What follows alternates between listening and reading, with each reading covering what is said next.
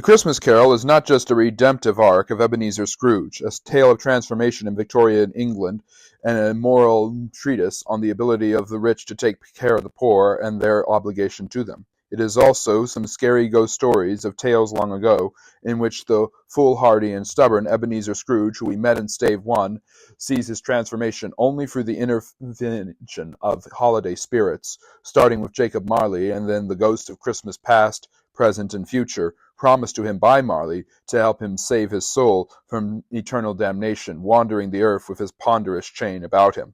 This is what we saw in the first stave of the story, and now we continue with Scrooge, soon after the visit of Marley, going straight to bed in terror and fear. The first of the three spirits. When Scrooge awoke, it was so dark that looking out of bed he could scarcely distinguish the transparent window from the opaque walls of his chamber. He was endeavoring to pierce the darkness with his ferret eyes when the chimes of a neighboring church struck the 4 quarters. So he listened for the hour. To his great astonishment, the heavy bell went from 6 to 7, and from 7 to 8, and regularly up to 12, then stopped. 12! It was past 2 when he went to bed. The clock was wrong. An icicle must have gotten into the works. 12! He touched the spring of his repeater to correct this most preposterous clock. Its rapid little pulse beat 12, and stopped.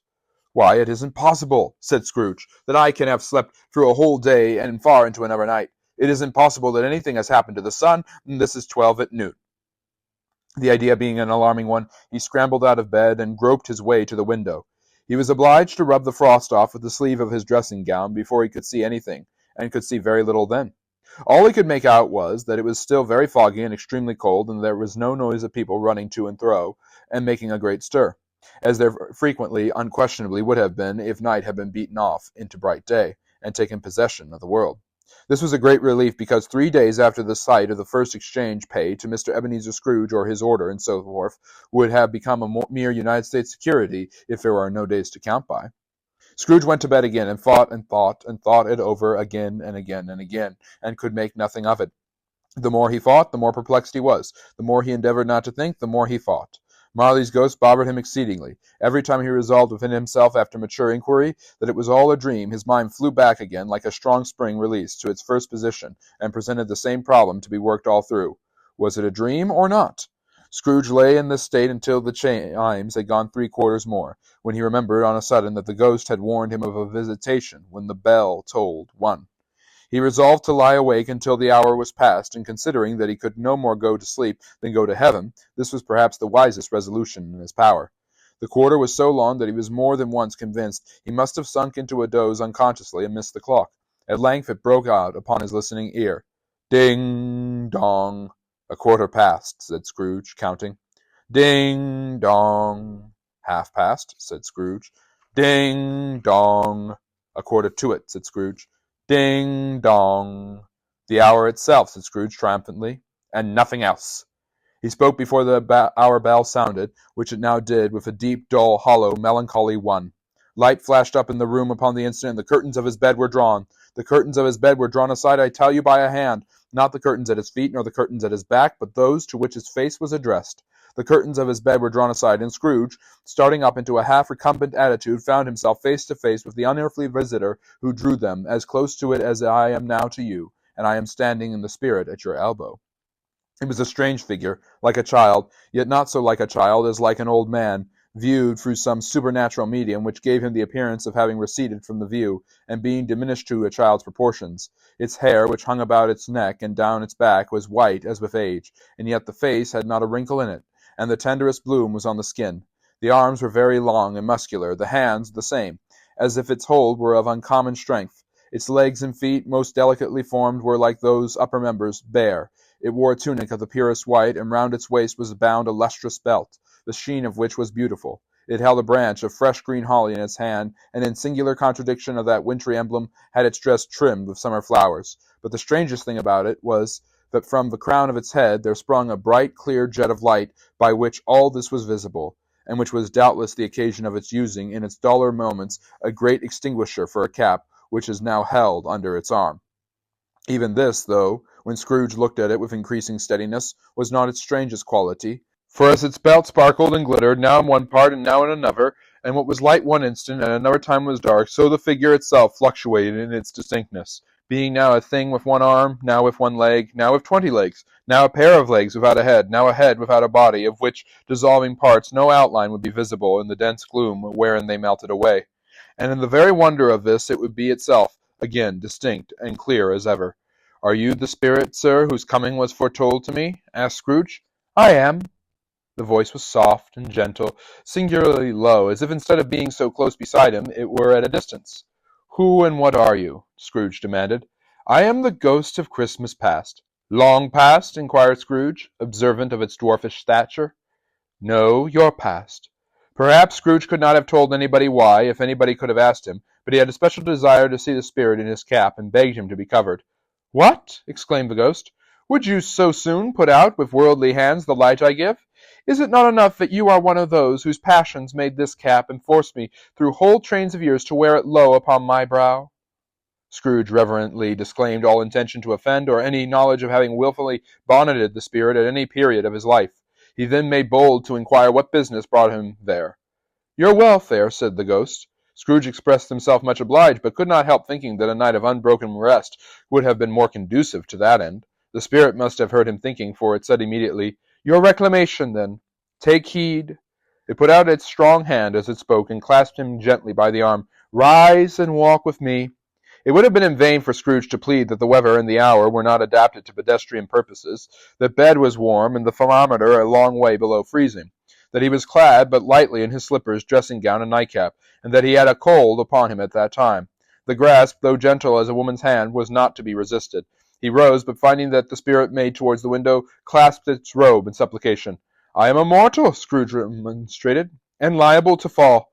"Bear but a touch of my hand, then," said the spirit, laying it upon his heart, "and you shall be upheld in more than this." As the words were spoken, they passed through the wall and stood upon an open country road with fields on either hand.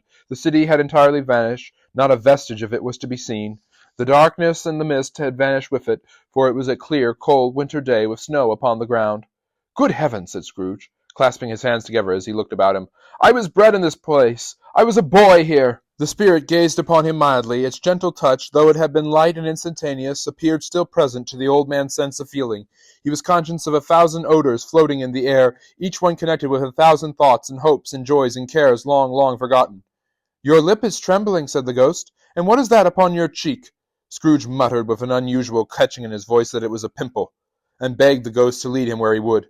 "You recollect the way?" inquired the spirit. "Remember it!" cried Scrooge with fever. "I could walk it blindfold." "Strange to have forgotten it for so many years," observed the ghost. "Let us go on, then." They walked along the road, Scrooge recognizing every gate and post and tree, until a little market town appeared in the distance with its bridge, its church, and winding river. Some shaggy ponies now were seen trotting towards them, with boys upon their backs, who called to other boys in country gigs and carts, driven by farmers. All these boys were in great spirits, and shouted to each other until the broad fields were so full of merry music that the crisp air laughed to hear it. "These are but shadows of the things that have been," said the ghost. "They have no consciousness of us." The jocund travellers came on, and as they came, Scrooge knew and named them, every one. Why was he rejoiced beyond all bounds to see them? Why did his cold eyes glisten and his heart leap as they went past? Why was he filled with gladness when he heard them give each other Merry Christmas, as they parted at crossroads and byways for their several homes? What was Merry Christmas to Scrooge? Out upon Merry Christmas, what good had it ever done to him? "The school is not quite deserted," said the ghost. "A solitary child, neglected by his friends, is left there still." Scrooge said he knew it, and he sobbed. They left the high road by a well-remembered lane, and soon approached a mansion of dull red brick with a little weathercock-surmounted cupola on the roof, and a bell hanging on it. It was a large house, but one of broken fortunes, for the spacious offices were little used, their walls were damp and mossy, their windows broken, and their gates decayed. Fowls clucked and strutted in the stables, and the coach-houses and sheds were overrun with grass. Nor was it more retentive of its ancient state within, for entering the dreary hall and glancing through the open doors of many rooms, they found them poorly finished, cold, and vast. There was an earthly savour in the air, a chilly bareness in the place, which associated itself somehow with too much getting up by candlelight and not too much to eat. They went, the ghost and Scrooge, across the hall to a door at the back of the house. It opened before them and disclosed a long, bare, melancholy room, made barer still by lines of plain deal forms and desks. At one of these a lonely boy was reading near a feeble fire, and Scrooge sat down upon a form and wept to see his poor forgotten self as he had used to be. Not a latent echo in the house, not a squeak and scuffle from the mice behind the panelling, not a drip from the half-thawed water-spout in the dull yard behind, not a sigh among the leafless boughs of one despondent poplar, not the idle swinging of an empty storehouse door, no, not a clicking in the fire, but fell upon the heart of Scrooge with softening influence and gave freer passage to his tears. The spirit touched him on the arm and pointed to his young self, intent upon his reading. Suddenly a man in foreign garments, wonderfully real and distinct to look at, stood outside the window with an axe stuck in his belt, and leading an ass laden with wood by the bridle. "Why, it's Ali Baba!" Scrooge exclaimed in ecstasy. "It's dear old honest Ali Baba. Yes, yes, I know. One Christmas time, when yonder solitary child was left here all alone, he did come, for the first time, just like that. Poor boy. And Valentine," said Scrooge, "and his wild brother Orson. There they go. And what's his name, who was put down in his drawers asleep at the gates of Damascus. Don't you see him? And the Sultan's groom turned upside down by the genie. There he is upon his head. Serve him right. I'm glad of it. What business has he to be married to the princess?" To hear Scrooge expending all the earnestness of his nature on such subjects, in a most extraordinary voice between laughing and crying, and to see his heightened and excited face, would have been a surprise to his business friends in the city indeed. "There's the parrot!" cried Scrooge. "Green body and yellow tail, with a thing like a lettuce growing out of the top of its head. There he is, poor Robinson Crusoe, he called him, when he came home again after sailing around the island. Poor Robin Crusoe! Where have you been, Robin Crusoe?" The man thought he was dreaming, but he wasn't. It was the parrot, you know. There goes Friday, running for his life to the little creek. "Halloa! Whoop! Hallo!" Then, with a rapidity of transition very foreign to his usual character, he said, in pity for his former self, "Poor boy!" and cried again. "I wish," Scrooge muttered, putting his hand in his pocket and looking about him, after drying his eyes with his cuff. "But it's too late now." "What's the matter?" asked the spirit. "Nothing," said Scrooge. "Nothing. There was a boy singing a Christmas carol at my door last night. I should like to have given him something, that's all." The ghost smiled thoughtfully and waved its hand, saying as it did so, "Let us see another Christmas." Scrooge's former self grew larger at the words, and the room became a little darker and more dirty. The panels shrunk, the windows cracked, fragments of plaster fell out of the ceiling, and the naked laughs were shown instead. But how all this was brought about, Scrooge knew no more than you do. He only knew that it was quite correct, that everything had happened so, and there he was alone again when all the other boys had gone home for the jolly holidays. He was not reading now, but walking up and down despairingly. Scrooge looked at the ghost, and with a mournful shaking of his head glanced anxiously towards the door. It opened, and a little girl, much younger than the boy, came darting in, and putting her arms about his neck, and often kissing him, addressed him as, "Dear, dear brother!" "I have come to bring you home, dear brother," said the child, clapping her tiny hands and bending down to laugh. "To bring you home, home, home!" "Home, little Fan," returned the boy. "Yes," said the child, brimful of glee. "Home for good and all. Home for ever and ever. Father is so much kinder than he used to be, that home's like heaven. He spoke so gently to me one night when I was going to bed, that I was not afraid to ask him once more if you might come home. And he said, yes, you should, and sent me in a coach to bring you. And you're to be a man," said the child, opening her eyes, "and are never to come back here. But first we're to be together all the Christmas long, and have the merriest time in all the world." "You are quite a woman, little Fan," exclaimed the boy. She clapped her hands and laughed, and tried to touch his head, but being too little, laughed again, and stood on tiptoe to embrace him. Then she began to drag him, in her childish eagerness, towards the door, and he, nothing loth to go, accompanied her. A terrible voice in the hall cried, "Bring down Master Scrooge's box there!" And in the hall appeared the schoolmaster himself, who glared on Master Scrooge with a ferocious condescension, and threw him into a dreadful state of mind by shaking hands with him. He then conveyed him and his sister into the veriest old well of a shivering best parlour that ever was seen, where the maps upon the wall, and the celestial and terrestrial globes in the window, were waxy with cold. Here he produced a decanter of curiously light wine, and a block of curiously heavy cake, and administered instalments of those dainties to the young people, at the same time sending out a meagre servant to offer a glass of something to the postboy, who answered that he thanked the gentleman. But if it was the same tap as he had tasted before, he had rather not. Master Scrooge's trunk being by his time tied on the top of his chaise, the children bade the schoolmaster good-bye right willingly, and getting into it, drove gaily down the garden sweep, the quick wheels dashing the hoarfrost and snow from off the dark leaves of the evergreens like spray. "Always a delicate creature, whom a breath might have withered," said the ghost, "but she had a large heart." "So she had," cried Scrooge. "You're right. I'll not gainsay it. God forbid." She died a married woman, said the ghost, and had, I think, children. One child, Scrooge said. True, said the ghost. Your nephew. Scrooge seemed uneasy in his mind, and answered briefly, Yes. Although they had but that moment left the school behind them, they were now in the busy thoroughfares of a city, where shadowy passengers passed and repassed, where shadowy carts and coaches battled for the way, and all the strife and tumult of a real city were. It was made plain enough by the dressing of the shops that here, too, it was Christmas time again. But it was evening, and the streets were lighted up. The ghost stopped at a certain warehouse door and asked Scrooge if he knew it. Know it, said Scrooge. Was I apprenticed here? They went in. A sight of an old gentleman in a Welsh wig sitting behind such a high desk that if he had been 2 inches taller he must have knocked his head against the ceiling. Scrooge cried in great excitement, Why, it's old Fezziwig! Bless his heart, it's Fezziwig, alive again! Old Fezziwig laid down his pen and looked up at the clock, which pointed to the hour of 7. He rubbed his hands, adjusted his capacious waistcoat, laughed all over himself from his shoes to his organ of benevolence, and called out in a comfortable, oily, rich, fat, jovial voice, Yo-ho, there! Ebenezer! Dick! Scrooge's former self, now grown a young man, came briskly in, accompanied by his fellow apprentice. Dick Wilkins, to be sure, said Scrooge to the ghost. Bless me, yes, there he is. He was very much attached to me, was Dick. Poor Dick, dear, dear. Yo-ho, my boy, said Fezziwig. No more work tonight. Christmas Eve, Dick. Christmas, Ebenezer. Let's have the shutters up, cried old Fezziwig with a sharp clap of his hands, before a man can say, Jack Robinson. You wouldn't believe how those two fellows went at it. They charged into the streets with the shutters. 1, 2, 3, had 'em up in their places. 4, 5, 6, barred 'em and pinned 'em. 7, 8, 9, and came back before you could have got to 12, panting like racehorses. Hilly-ho! Cried old Fezziwig, skipping down the high desk with wonderful agility. Clear away, my lads, and let's have lots of room here. Hilly-ho! Dick, cheery up, Ebenezer. Clear away. There was nothing they wouldn't have cleared away or couldn't have cleared away, with old Fezziwig looking on. It was done in a minute. Every movable was packed off, as if it were dismissed from public life for evermore. The floor was swept and watered. The lamps were trimmed. Fuel was heaped on the fire, and the warehouse was as snug and warm and dry and bright as a ballroom as you would desire to see upon a winter's night.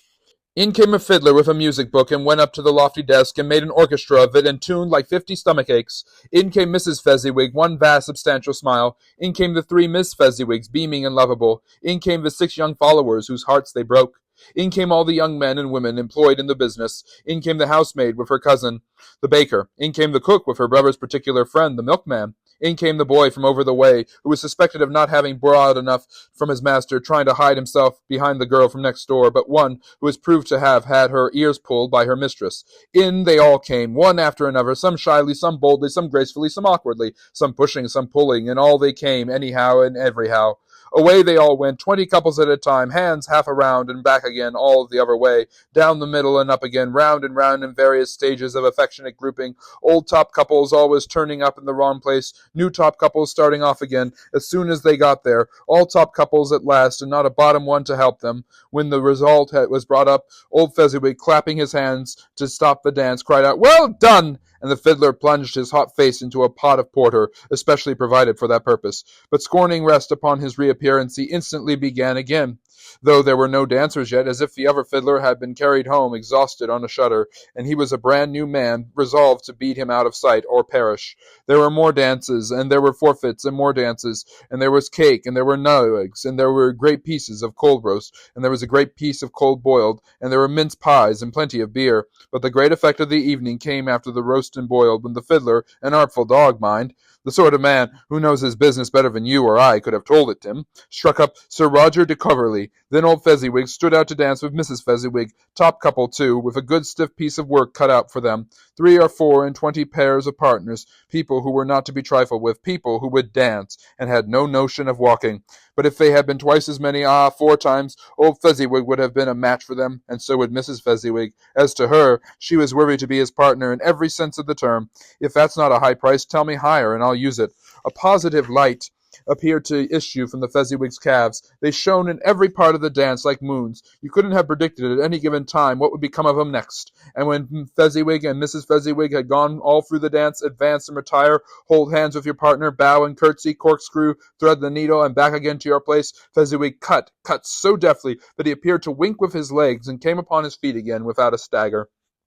When the clock struck 11, the domestic ball broke up. Mr. and Mrs. Fezziwig took their stations, one on either side of the door, and shaking hands with every person individually as he or she went out, wished him or her a Merry Christmas. When everybody had retired but the two prentices, they did the same to them, and thus the cheerful voices died away, and their lads were left to their beds, which were under a counter in the back shop. During the whole of time, Scrooge had acted like a man out of his wits. His heart and soul were in the scene, and with his former self. He corroborated everything, remembered everything, enjoyed everything, and underwent the strangest agitation. It was not until now, when the bright faces of his former self and Dick were turned from them, that he remembered the ghost, and became conscious that it was looking full upon him, while the light upon its head burnt very clear. "A small matter," said the ghost, "to make these silly fools so full of gratitude."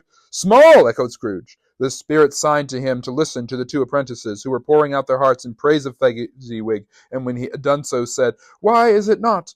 He has spent a few pounds of your mortal money, 3 or 4 perhaps. Is that so much that he deserves this praise?" "It isn't that," said Scrooge, heated by the remark, and speaking unconsciously like his former, not his latter self. "It isn't that, spirit. He has the power to render us happy or unhappy, to make our service light or burdensome, a pleasure or a toil. Say that his power lies in words and looks, in things so slight and insignificant that it is impossible to add and count 'em up. What then? The happiness he gives is quite as great as if it cost a fortune." He felt the spirit's glance, and stopped. "What's the matter?" asked the ghost. "Nothing particular," said Scrooge. "Something, I think," and the ghost insisted. "No," said Scrooge. "No, I should like to be able to say a word or two to my clerk just now, that's all." His former self turned down the lamps as he gave utterance to the wish, and Scrooge and the ghost again stood side by side in the open air. "My time grows short," observed the spirit. "Quick!" This was not addressed to Scrooge or to anyone whom he could see, but it produced an immediate effect, for again Scrooge saw himself. He was older now, a man in the prime of life. His face had not the harsh and rigid lines of later years, but it had begun to wear the signs of care and avarice. There was eager, greedy, restless motion in the eye, which showed the passion that had taken root, and where the shadow of the growing tree would fall. He was not alone, but sat by the side of a fair young girl in a mourning dress, in whose eyes there were tears which sparkled in the light that shone out of the ghost of Christmas past. "It matters little," she said softly, "to you very little. Another idol has displaced me, and if it can cheer and comfort you in time to come, as I would have tried to do, I have no just cause to grieve." "What idol has displaced you?" he rejoined.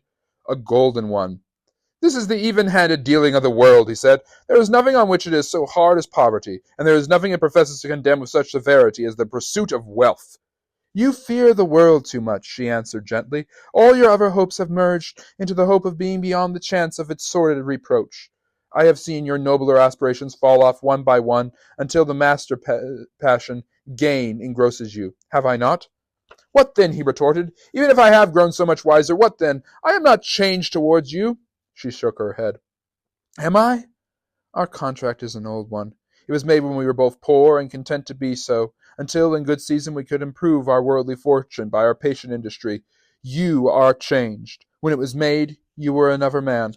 "I was a boy," he said impatiently. "Your own feelings tell you that you were not what you are," she returned. "I am. That which promised happiness when you were one in heart is fraught with misery now that we are two. How often and how keenly I have thought of this I will not say. It is enough that I have thought of it, and can release you. Have I ever sought release? In words, no, never. In what then? In a changed nature, in an altered spirit, in another atmosphere of life, another hope at its great end, in everything that made my love of any worth or value in your sight. If this had never been between us," said the girl, looking mildly but with steadiness upon him, "tell me, would you seek me out and try to win me now?" "Ah, no!" He seemed to yield to the justice of this supposition, in spite of himself, but he said with a struggle, "You think not?" "I would gladly think otherwise if I could," she answered. "Heaven knows, when I have learned a truth like this, I know how strong and irresistible it must be. But if you were free today, tomorrow, yesterday, can even I believe that you would choose a dowerless girl, you who in your very confidence with her weigh everything by gain, or choosing her if for a moment you were false enough to your one guiding principle to do so? Do I not know that your repentance and regret would surely follow? I do, and I release you, with a full heart, for the love of him you once were." He was about to speak, but with her head turned from him, she resumed. "You may, the memory of what is past half makes me hope you will, have pain in this, a very brief time, and you will dismiss the recollection of it gladly as an unprofitable dream from which it happened well that you awoke. May you be happy in the life you have chosen." She left him, and they parted. "Spirit," said Scrooge, "show me no more. Conduct me home. Why do you delight to torture me?" "One shadow more!" exclaimed the ghost. "No more," said Scrooge. "No more. I do not wish to see it. Show me no more." But the relentless ghost pinioned him in both his arms and forced him to observe what happened next. They were in another scene and place, a room, not very large or handsome, but full of comfort. Near to the winter fire sat a beautiful young girl, so like the last that Scrooge believed it was the same, until he saw her, now a completely matron, sitting opposite her daughter. The noise in this room was perfectly tumultuous, for there were more children there than Scrooge in his agitated state of mind could count. And unlike the celebrated herd in the poem, there were not 40 children conducting themselves like one, but every child was conducting itself like 40. The consequences were uproarious beyond belief, but no one seemed to care. On the contrary, the mother and daughter laughed heartily, and enjoyed it very much, and the latter, soon beginning to mingle in the spots, got pillaged by the young brigands most ruthlessly. What would I have not given to be one of them? Though I never have been so rude, no, I wouldn't for the wealth of all the world have crushed that braided hair and torn it down, and for the precious little shoe, I wouldn't have plucked it off. God bless my soul to save my life. As to measuring her waist in sport, as they did, bold young brood, I couldn't have done it. I should have expected my arm to have grown round it for a punishment, and never come straight again. And yet I should have dearly liked, I own, to have touched her lips, to have questioned her, that she might have opened them, to have looked upon the lashes of her downcast eyes, and never raised a blush, to have let loose waves of hair, an inch of which would be a keepsake beyond price. In short, I should have liked, I do confess, to have had the lightest license of a child, and yet been man enough to know its value. But now a knocking at the door was heard, and such a rush immediately ensued that she, with laughing face and plundered dress, was borne toward it, the centre of a flushed and boisterous group, just in time to greet the father, who came home attended by a man laden with Christmas toys and presents. Then the shouting and the struggling, and the onslaught that was made on the defenceless porter, the scaling him with chairs for ladders to dive into his pockets, despoil him of brown paper parcels, hold on tight by his cravat, hug him round the neck, pommel his back, and kick his legs in irrepressible affection. The shouts of wonder and delight with which the development of every package was received, the terrible announcement that the baby had been taken in the act of putting a doll's frying pan into his mouth, and was more than suspected of having swallowed a fictitious turkey glued on a wooden platter, the immense relief of finding this a false alarm, the joy and gratitude and ecstasy, they are all indescribable alike. It is enough that by degrees the children and their emotions got out of the parlor, and by one stair at a time up to the top of the house, where they went to bed, and so subsided.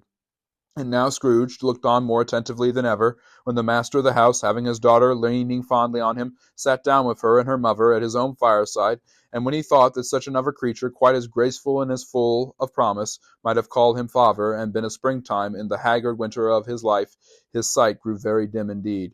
"Belle," said the husband, turning to his wife with a smile, "I saw an old friend of yours this afternoon." "Who was it?" "Guess." "How can I? Tut, I don't know," she added in the same breath, laughing as she laughed. "Mr. Scrooge!" Mr. Scrooge it was. I passed his office window, and it was not shut up, and he had a candle inside. I could scarcely help seeing him. His partner lies upon the point of death, I hear, and there he sat alone, quite alone in the world, I do believe. "Spirit," said Scrooge in a broken voice, "remove me from this place." "I told you, these were the shadows of the things that have been," said the ghost. "That they are what they are, do not blame me." "Remove me!" Scrooge exclaimed. "I cannot bear it." He turned upon the ghost, and seeing that it looked upon him with a face in which, in some strange way, there were fragments of all the faces it had shown him, wrestled with it. "Leave me! Take me back! Haunt me no longer!" In the struggle, if that can be called a struggle, in which the ghost, with no visible resistance on its own, was undisturbed by any effort of its adversary, Scrooge observed that its light was burning high and bright, and dimly connecting that with its influence over him, he seized the extinguisher cap, and by a sudden action pressed it down upon its head. The spirit dropped beneath it, so that the extinguisher covered its whole form. But though Scrooge pressed it down with all his force, he could not hide the light which streamed from under it in an unbroken flood upon the ground. He was conscious of being exhausted and overcome by an irresistible drowsiness and fervor of being in his own bedroom. He gave the cap a parting squeeze, in which his hand relaxed, and had barely time to reel to bed before he sank into a heavy sleep.